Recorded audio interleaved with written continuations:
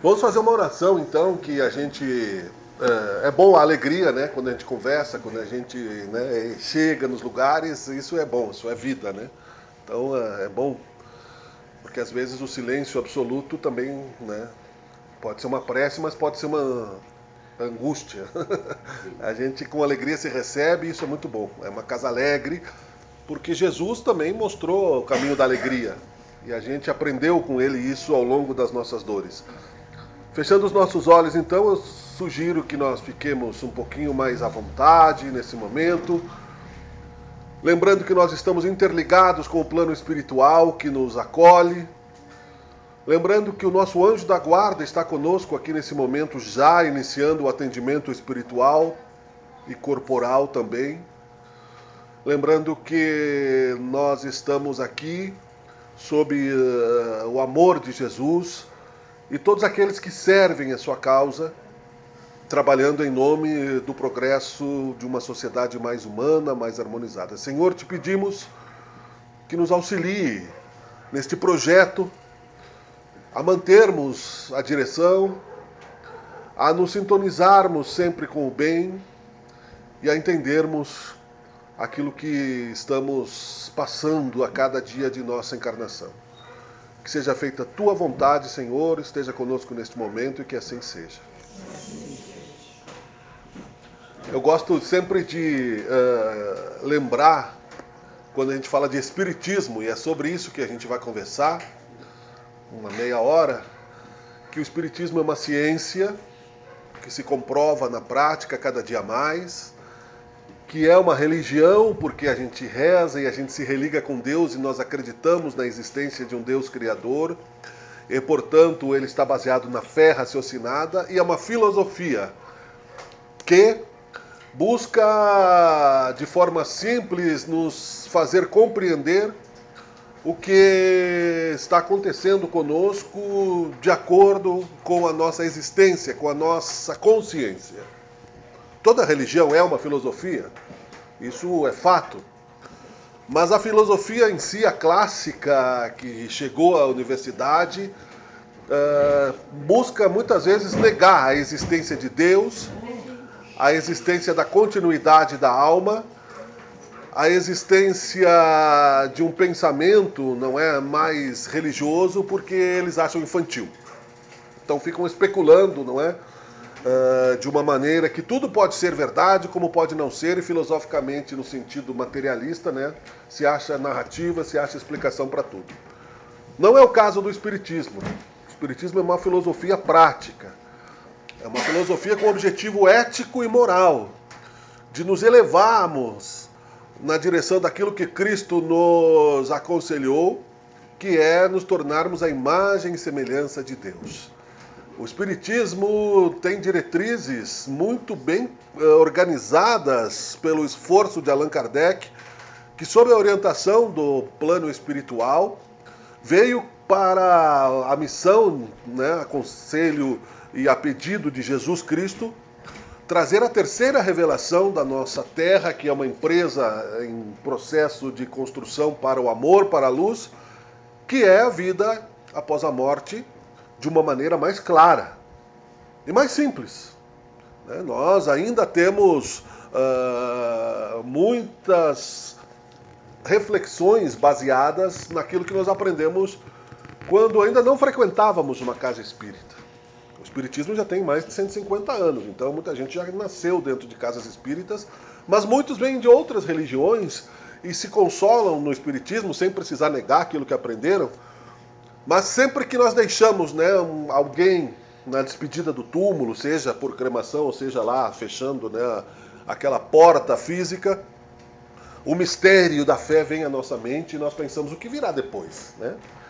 Como eu vou estar do outro lado, né? Se o Espiritismo diz que tem vida, como é essa vida?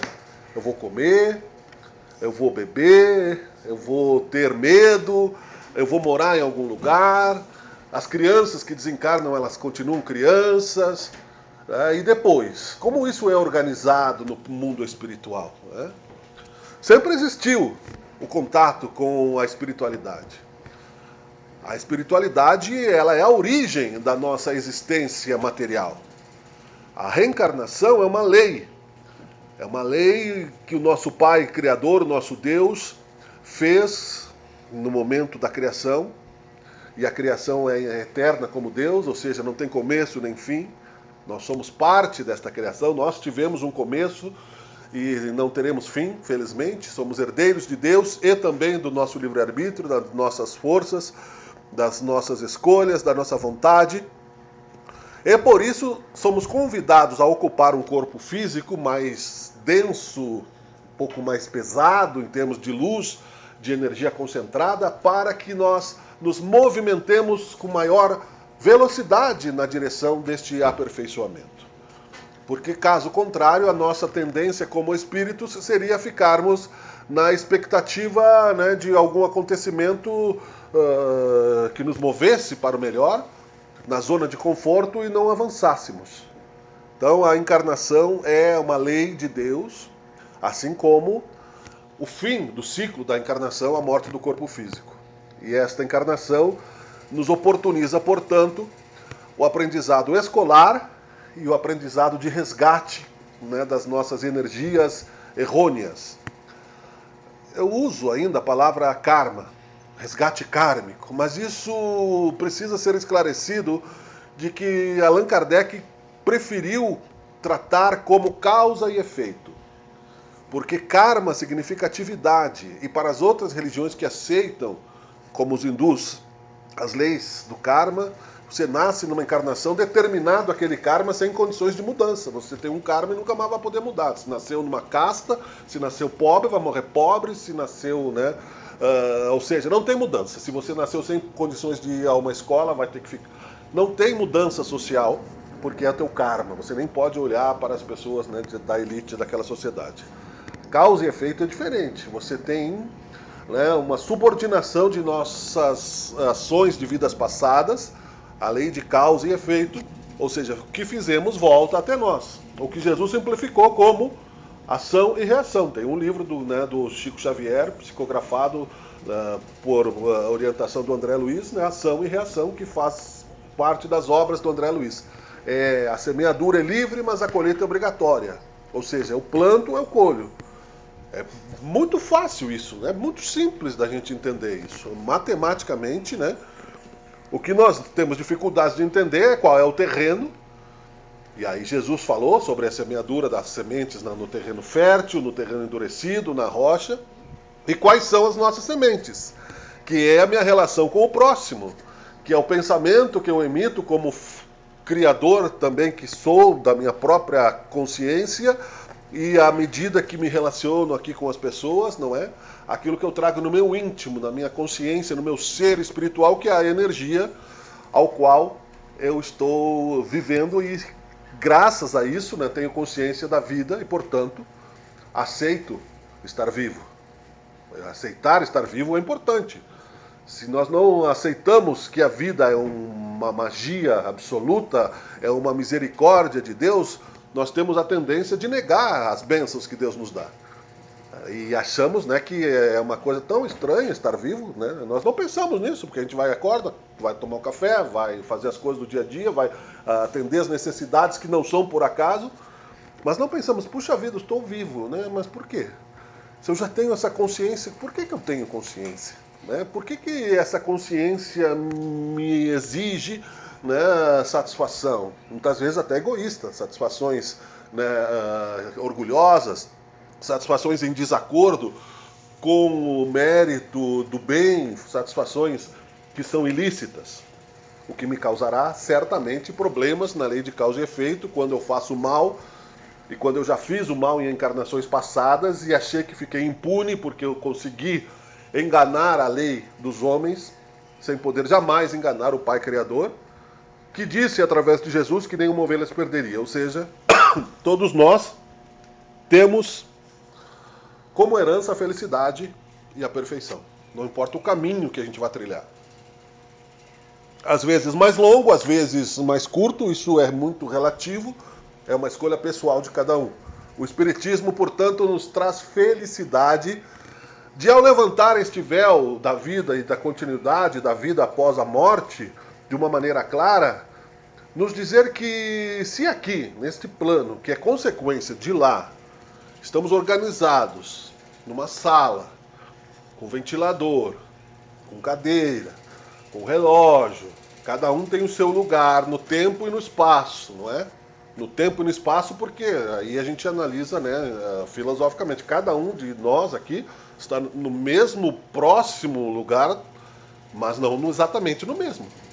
Cada um tem a sua cultura, cada um tem a sua visão com relação ao ponto de que está sendo falado, cada um tem a maneira de interpretar, cada um está ouvindo da sua maneira aquilo que nós estamos conversando. Cada um de nós é um universo em expansão. E dentro desse corpo físico existem outras energias também, algumas automáticas que a gente não entende como funcionam, nem a medicina entendeu ainda, como as células se replicam, como o coração fica batendo, né, sem parar até um determinado momento e depois ele para de bater, porque é Deus que determina quando a gente, né, não descuida dele, quando a gente não trata mal o nosso corpo. Cuidar do corpo e do espírito, portanto, é também uma gratidão ao Deus que deu origem a esta matéria, a essa energia toda. Entenderemos também que no mundo espiritual a ordem é a mesma e melhor. Existem hospitais, existem instituições, existem casas, né? Existem escolas, existe família, mas também existem abismos, mas também existem tempestades, mas também existem florestas, também existem, né, pessoas que são espíritos desencarnados. Nós somos espíritos encarnados, estamos aqui ocupando um corpo físico, mas vamos virar, não é fantasma, ninguém é fantasma, não existe fantasma. Tudo isso vai sendo, né, mastigado e trazido como uma cultura cada vez mais próxima da nossa transformação social, para que nós possamos então entender que a felicidade ela precisa do nosso esforço com relação às nossas próprias decisões cotidianas, baseados numa direção. Se eu tenho o mistério da fé, se eu não sei para onde é que eu estou indo, eu não vou chegar a lugar nenhum. A partir do momento que eu compreendo, né, o amor de Jesus, e como uma terceira revelação, que é o Espiritismo amplificado nessa cultura de vida após a morte prática, de que eu não vou precisar de um dinheiro para comprar uma indulgência num lugar no céu, mas eu vou conquistar o céu através das minhas próprias ações de caridade, de amor e de perdão. Eu vou conquistar a felicidade através da minha própria renúncia à vingança. Eu vou entendendo que a energia, que o elemento de troca que nós temos no mundo espiritual é a caridade, é o amor ao próximo, é servir incondicionalmente. Eu tenho uma ferramenta de fé raciocinada, mais vigorosa, mais esperançosa, inclusive, a partir do momento que eu entendo que essa justiça de Deus está baseada na sua infinita sabedoria. A vontade de Deus que Jesus falou no Pai Nosso, quando disse: seja feita a vossa vontade, assim na terra como no céu. Jesus que fazia milagres. Jesus que, ao mesmo tempo que fazia milagres, né, que não são contra a ciência, é que nós ainda não compreendemos aquelas coisas que ele realizou, nós entenderemos que poderia muito facilmente, né, ter se entregado ao orgulho e achar que ele era Deus. E isso foi uma discussão filosófico-religiosa há muito tempo. Quem é Deus? Né, se Jesus e Deus eram o mesmo Espírito, o Pai, o Filho e o Espírito Santo, como era esta organização universal, não tinha esta clareza institucional, sistemática, como a gente tem numa cidade. O nosso lar, por exemplo, é uma cidade espiritual. Há lá um ministro daquela cidade, não é? Que é o mais elevado moralmente de todos, não é o mais esperto, não é o mais forte, né? Mas também existem cidades escuras nas regiões mais profundas, aonde reina, como aqui na Terra, a corrupção, a força e assim por diante. Não é ficção científica. Porque a minha própria existência poderia parecer uma ficção científica, caso contrário, né, eu estaria negando a minha própria consciência. Vocês já sabem muito bem, né, como a gente grava no celular a nossa voz e depois aquela voz se replica. Né? Hoje, né, que é mais comum, o exemplo que a gente quando telefona, quando fala, aquilo é um milagre? Aquilo não é uma ciência.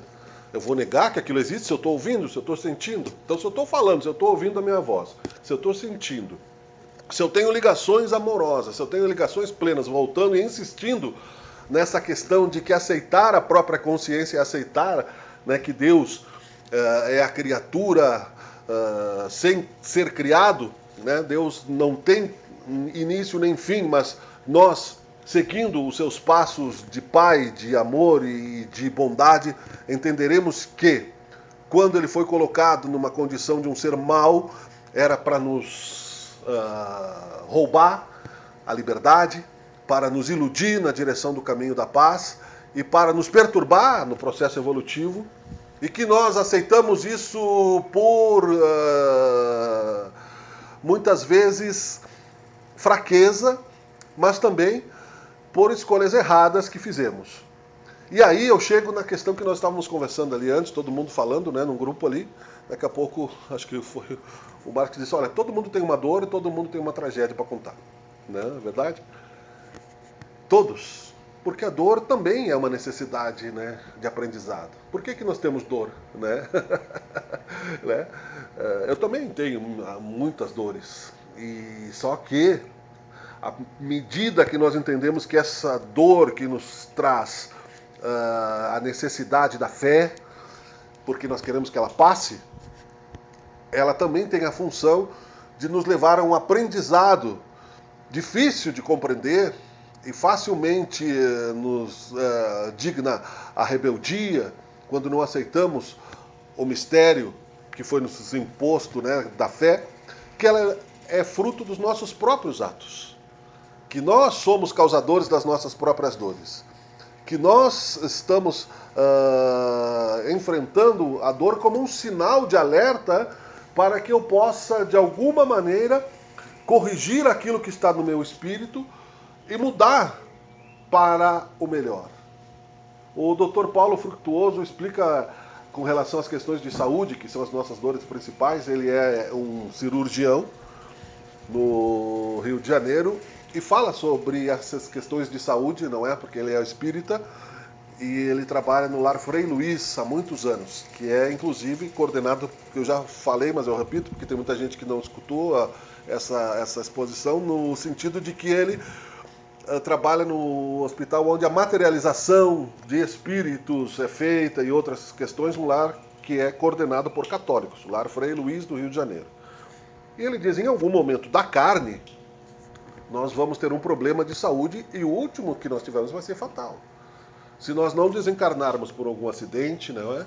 Se nós não desencarnarmos por algum problema orgânico que nós trouxemos da encarnação passada, se nós não sairmos do corpo por razões suicidas, que é muito triste, já que nós estamos no Setembro Amarelo e que isto é um problema de saúde mundial. No Rio Grande do Sul nós temos 4 suicídios por dia, até de jovens que saem do corpo porque não acreditam na continuidade da vida, abandonam esta ferramenta que nós possuímos para poder crescer, para poder aprender, para aprender a amar. E aí, se temos que envelhecer e morrer, Deus então nos criou para sofrer, para sentir essa dor apenas como um castigo? Não. Sendo que estamos num mundo ainda próximo do primitivismo, de provas e expiações, sendo que, quando nós estamos no mundo espiritual, no ministério da reencarnação, através das forças espirituais que nós já conquistamos, da misericórdia de Deus e da orientação dos médicos espirituais, nós encarnamos com as conquistas e com os erros. Ou seja, eu vou citar um exemplo prático, né, aqui da nossa Serra Gaúcha. Bento Gonçalves foi considerado nos anos 90, 80, a cidade com maior índice de cirrose do Brasil. Por causa do vinho, é claro, da nossa colonização italiana, não é? E o fígado, portanto, né, se revolta, é suicídio. A pessoa matou um órgão que ela precisa dele até, e é considerado encurtar a encarnação. É considerado um desperdício de tempo daquela vida, que vai ter que voltar depois e... Isso, por exemplo, tem um livro que é O Roqueiro do Além, do Raul Seixas, psicografou, desencarnado, e aí, depois de muito sofrimento, ele teria que ter vivido 80 anos, viveu 40 e tantos por causa do alcoolismo, etc., e das drogas. Começou a se tratar e no plano espiritual, no hospital, podem imaginar como se fosse um hospital aqui, ele tinha manchas no fígado que é o corpo espiritual que nós temos, o corpo espiritual, que ele passa vida após vida, não é nada de mágica, é o que nos dá origem a este corpo material. Aquelas manchas atravessariam, portanto, o útero da próxima mãe que ele tivesse e ele nasceria com o fígado enfraquecido. Porque quando eu prejudico o meu corpo material, eu trago consequências para o corpo espiritual e vice-versa. A pessoa que diz, não, tem uma tia, por exemplo, que já desencarnou, ela fumou até os 84 anos de idade, né? Ela não é suicida, 84 anos, né? Talvez ela tivesse que viver até os 100, porque talvez ela tivesse encontros futuros ali. Mas ela não se prejudicou. Provavelmente ela vai ser uma criança que vai nascer com asma, porque o pulmão dela estava impregnado, ela impregnava o corpo físico e o corpo espiritual. E aí, por isso que nós temos dores, porque a lei de causa e efeito. Se eu desenvolvo para o bem a minha parte espiritual, eu vou ter a consequência, não é, de um músculo forte, para que eu possa trabalhar. Se eu estudo, eu desenvolvo o meu pensamento, que o cérebro também, como reflexo da memória e de outras coisas que eu tenho para usar na relação com as pessoas, para conversar, para não ficar demente, né, para não diminuir a minha capacidade de inteligência à medida que eu vou envelhecendo, eu consigo uma velhice mais tranquila. Porque, infelizmente, queiramos ou não, né, o nosso metabolismo, à medida que o tempo passa, ele vai ficando mais lento. A nossa reconstituição cerebral, ela vai ficando mais lenta. Tem estudos, né, que, por exemplo, a pessoa idosa que lê, que faz palavras cruzadas, que cozinha, que vai ao mercado, ela vive melhor, ela tem menos Alzheimer e menos outro mal de Parkinson e outras questões que fazem parte do envelhecimento natural, que nós temos que administrar porque somos, né, obrigados a isso. Nós não podemos sair desta condição da dor apenas, né, pela eutanásia ou pela precoce suicídio, como acontece muito. Eu não vou envelhecer, eu vou morrer antes. Como disse, né, o Lobão, o músico, né, que é melhor viver 10 anos a 1000 do que 1000 anos a 10. Né? Essa visão de viver 10 anos a 1000 do que 1000 anos a 10, o que vai me causar muitas dores e muitos problemas, como causa na arte sempre, por causa do impulso do espírito muito rebelde, metabolicamente muito, né, criativo, mas porém perturbado na questão da disciplina, porque tudo aquilo que é normal para o artista parece tédio. Ele nos traz um conceito amplo de sociedade, que é o materialismo apressado, onde eu tenho que como os filósofos, né, chamaram na época da Guerra Mundial na França, de hedonismo, o prazer pelo prazer. Eu tenho que viver o máximo do dia, eu tenho que aproveitar o máximo, os corruptos pensam assim, eu preciso de um máximo de dinheiro, eu preciso de um monte de dinheiro que eu nunca vou poder gastar, causando dores para si próprios nas próximas encarnações. Vários problemas, né, psicológicos, emocionais e institucionais para si próprios estão causando, porque, como disse Jesus, não sabem o que fazem, né? Quando Jesus, que por amor se deixou crucificar, caso ele reagisse com a força que tinha, causaria mais uma guerra e teria sido, né, consagrado na história como um líder guerreiro, como Átila, Uno, como outros tantos, e não como amor e misericórdia. Ele demonstrou que a outra face do pensamento que nós devemos oferecer é justamente a do perdão. É de entendermos melhor a justiça divina, que está, tudo isso que nós estamos resumindo aqui, no Evangelho segundo o Espiritismo, de uma forma simples, mas cada vez que nós lermos alguma coisa e tentarmos entender, baseado também nos evangelhos tradicionais dos apóstolos, nós teremos alguma reflexão que servirá para nós, como parâmetro de transformação. Por quê? Porque se eu sou imortal, como espírito, não como corpo, a dor vai passar. Eu prefiro envelhecer do que morrer precocemente, né? Porque a encarnação é uma oportunidade. O nosso mundo é de provas e expiações. Nós estamos no mundo que quer dizer o quê? Prova, são mundos ainda que nós estamos nas primeiras séries da liberdade e da felicidade que nós vamos conquistar à medida que crescermos espiritualmente.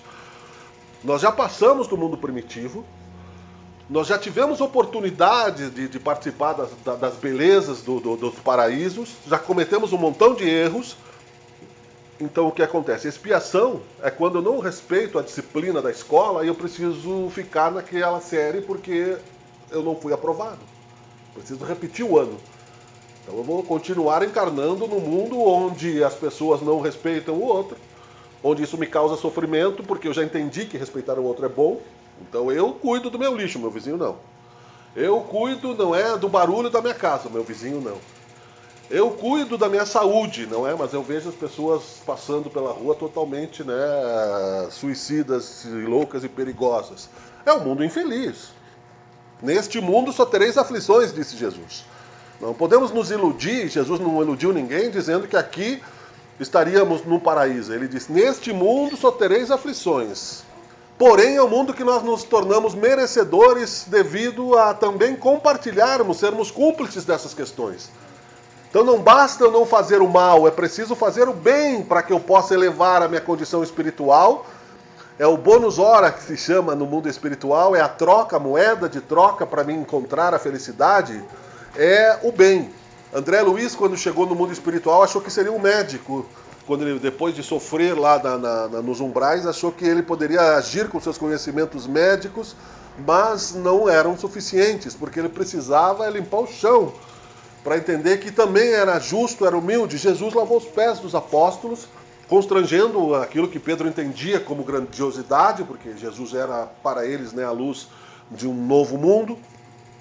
E nós ainda somos muito reflexo disso, do nome, do poder material, não é, do poder do título, né? Eu sou um doutor, eu sou um cientista, eu sou um médico, eu sou um influencer famoso agora, que tem essas questões, né, que muitas vezes não serve para muita coisa, não é? Eu sou um grande jogador de futebol, e isso é parâmetro de felicidade. Quando Jesus disse, meu reino não é desse mundo. Ele citou o óbolo da viúva como caridade. A viúva pouco tinha, mas ela dividiu. É isso que quer dizer. Aquele que muito tinha e dava com ostentação era um vaidoso, né? Porque não estava sentindo nada, né? Porque está sobrando, né? E muitas vezes, né? Aquele que se deitou diante do seu celeiro e achou que teria paz absoluta e que ia desencarnar naquela mesma noite. Jesus também lembrou a nossa condição frágil de estarmos num corpo de carne, aonde nós não entendemos todas as forças do universo que estão ao nosso redor. Muitos agora estão preocupados, né, com o asteroide que está passando, tem mais de 10 bilhões de galáxias iguais às nossas, mas eu estou preocupado com a dor que eu estou sentindo agora, no meu braço, no meu ombro, no meu problema familiar, com o meu amigo, com a minha família, com a minha dor, né, com a minha pressão. Questões práticas do agora, que não adianta eu ficar jogando lá para outra galáxia a fé, se eu não entendo, né, que cada dia basta o seu mal. Que Jesus disse isso, a cada dia, né, baste o seu mal, buscai aqueles que estão aflitos, o meu fardo é leve e é suave, eu sou o caminho, a verdade e a vida, quem tiver aflito, vem a mim, que eu consolo, que eu sou amor e caridade e paz. Jesus curava por amor, por caridade, mas nos orientava a mudança. Vai e não peques mais para que algo pior não te aconteça. Falando assim, fragmentado, né? Isso nos parece muito, né, bonito. Nós não vivemos esses momentos, nós não vimos essas curas, mas hoje, já com o Espiritismo, nós entendemos que são energias. Eu vi, para concluir, o Dr. Paulo Fructuoso, que é o cientista que eu falei, que fala do materialismo, do ectoplasma. Ele tem vários livros já traduzidos para o mundo inteiro, e ele fala sobre a saúde através do Espiritismo. Desculpe. Nós trouxemos então um momento em que Jesus curou o cego. E o que foi escrito por o apóstolo, né, São Mateus, que estava lá? Estava olhando Jesus ali. Jesus cuspiu na mão, fez assim, né, juntou lá uma coisa e curou o cego. Ah, é barro, né? Mas o médico vai dizer, mas como é que vai curar um barro? Vai encher de infecção o olho, não faz sentido. Era ectoplasma, era a energia que Jesus tinha, que no passe, a mediunidade que a gente transmite, essa energia tem. Ele tinha energia perfeita. E segundo, né, esses estudos, o ectoplasma que Jesus tinha de cura, ectoplasma é o barro de Deus, vamos dizer assim, né? É a energia original, aonde aquela célula que estava doente foi substituída. E nós não vamos querer explicar tudo isso, né? Porque nem faz sentido e nem entendemos também, né? Se eu quiser explicar aqui que a propriedade do celular, nós não vamos entender. Né? Alguém vai entender, nós não estamos prontos para isso. Então, entender que nós nascemos de um útero de uma mãe, oriundos de vidas passadas, está na nossa consciência. Isso nós lembramos intimamente. Porque senão nós não estaríamos aqui. Nós estaríamos numa outra casa religiosa. Se nós não tivéssemos a intuição de que isso é verdade e que é lógico e que Deus é a inteligência suprema e que isso me consola, sem eu necessitar desprezar a outra religião ou achar que somos superiores, porque à medida que eu vou entendendo isso, mais humilde eu pertenço à vida de Deus, mais humilde eu vou ficando. Quanto maior eu vejo Deus no universo por fora e por dentro de mim mesmo, mais aumenta a minha responsabilidade de amar ao próximo, seja ele quem for, e não ser soberbo, porque eu entendo que aquele que muito tem, mais será pedido. Ou seja, se eu tenho esse conhecimento, eu preciso compartilhar com humildade, no exemplo de Jesus, e não com imposição ou com arrogância, porque nem Deus faz isso. Se ele nos criou, se ele é Deus, e o mundo está do jeito que está, muitas vezes retalhado, é porque Deus permite que essas coisas aconteçam até um certo limite, no mundo de provas e expiações, que vai ser um mundo feliz lá no futuro, depois de passar pelo processo da regeneração, ou seja, reconhecimento do mal, arrependimento, análise do mal que foi feito pessoalmente, reconhecimento da responsabilidade que eu tenho sobre o que eu fiz com o outro, e resgate, por amor, que cobre a multidão de pecados. Às vezes passa muitas vidas, para que a gente consiga entender que aquele filho que eu tenho dentro da minha casa pode ter sido meu inimigo, que aquela mãe da onde eu nasci pode ter sido um amor que eu desprezei, que aquele colega de trabalho pode ter sido um inimigo numa batalha, né, que eu enfrentei e que eu tirei a oportunidade dele de ser feliz, que é a lei de causa e efeito. Quem te feriu vai te curar. O amor cobre a multidão de pecados, é ciência também, já comprovada pela lei de causa e efeito.